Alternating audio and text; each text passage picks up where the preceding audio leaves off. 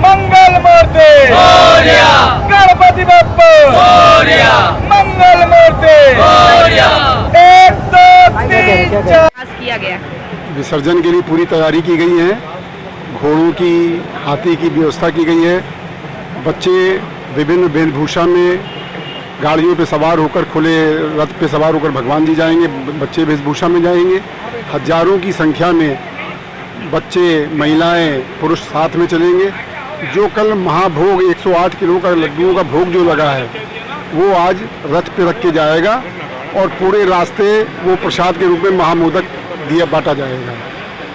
लेकिन बड़ा खुशी का विषय था 10 दिन, लेकिन आज भगवान जी चले जाएंगे। बड़ी मायूसी है, दिल में एक दर्द भी है, लेकिन ये एक परंपरा है कि जो आया है वो जाएगा। गणेश जी महाराज को आज विदा कर रहे हैं, लेकिन अगले वर्ष तू जल्दी आ, गणपति बप्पा मौर्य के नारे लगाते हुए हम लोग जाएंगे। गणेश जी को यही भू विसर्जन करेंगे। सर, आपके पंडाल की खासियत है कि काफ़ी सारे लोग यहाँ पर मनौतियों की चिट्ठियाँ लिखते हैं, तो तकरीबन कितनी इस बार चिट्ठियाँ गई हैं, इसके बारे में कुछ लगभग 70,000 के करीब, 68 से 70,000 के करीब चिट्ठियाँ लोग यहाँ लिखी भी गई हैं और लोग घर ले गए हैं। आज वो सारी चिट्ठियाँ जब गणेश जी का हम लोग विसर्जन करेंगे, भू विसर्जन करेंगे, उन्हीं के साथ उनको भी विसर्जित कर देंगे। और हम लोगों का भी मानना है, कमेटी का भी मानना है और जनता का भी मानना है कि गणेश जी भगवान उनकी मनोकामना का जल्दी से जल्द पूरी करते हैं। जो मनोकामना संदेश देंगे कि विश्व में शांति हो, विश्व में कल्याण हो और भारत का पूरे विश्व पर एक छत्र राज हो। विसर्जन है, इस अवसर पर क्या कहेंगे आप? हम लोग ये कहेंगे कि मनौतियों के राजा से जो जो लोगों ने मनौतियाँ मांगी हैं, भगवान करें उनकी सबकी मनौतियाँ पूरी हों, जिससे वो अगली बार फिर और मनौतियाँ मांग सकें।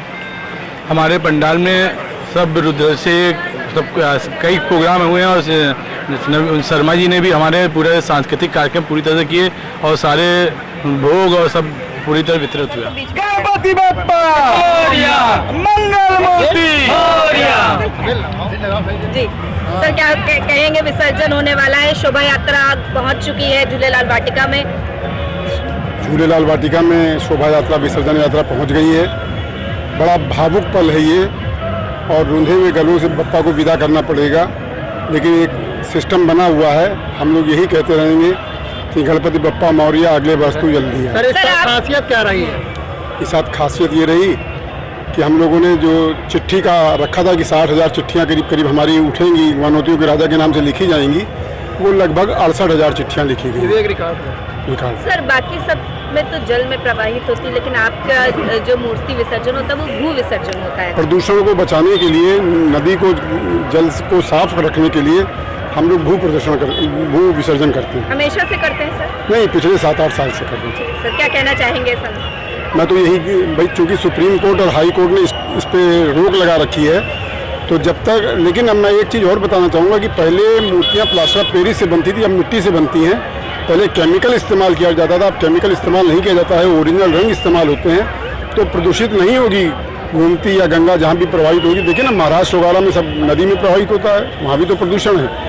लेकिन कोई बात नहीं, हम कोर्ट का फैसला मानते हैं और इसीलिए भू विसर्जन कर रहे हैं। गणपति बप्पा मंगल मूर्ति।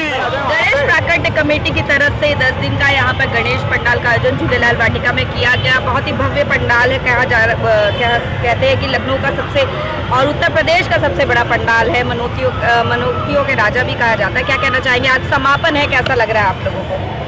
बहुत ऐसा लग रहा है कि जैसे हमारा बहुत कोई करीबी जो है हमारे साथ नहीं रह गया है, हम बिल्कुल अकेले रह रहे हैं। बहुत मतलब एक दुख की जो भावना होती है वो भावना प्रतीत हो रही है कि आज बाबा हम लोगों को छोड़ के जा रहे हैं। फिर दोबारा जल्दी आ जाए। इस साल खासियत क्या रही है इस पंडाल की? पंडाल खासियत एक वाटर प्रूफ पंडाल है और इस पंडाल का 10 करोड़ का बीमा भी है, जैसा कि आप लोगों की जानकारी में होगा। और इतना बड़ा पंडाल बनाया गया कि चाहे जितनी पब्लिक आई है सबको विधिवत दर्शन मिला है, सब बड़ी आराम से दर्शन किया है सबने। इतना भव्य आयोजन करने के लिए कितनी पहले तैयारियां करनी पड़ती हैं आपको? लगभग 6 महीने पहले से तैयारी चालू हो जाती है। और कुछ सर, आप कुछ कहेंगे? पहले के मुकाबले आज जो हमारे ये जो मनौतियों के राजा का जो दरबार सजा है उस पहले से और भव्य है और हमारे यहाँ सबसे अच्छी बात ये है कि यहाँ के जो दर्शक आते हैं और देखने के लिए उनका इतना ख्याल रखा जाता है कि उन लोगों को कोई तकलीफ ना हो। उनके खाने पीने से लेकर सारी व्यवस्थाएं हम लोग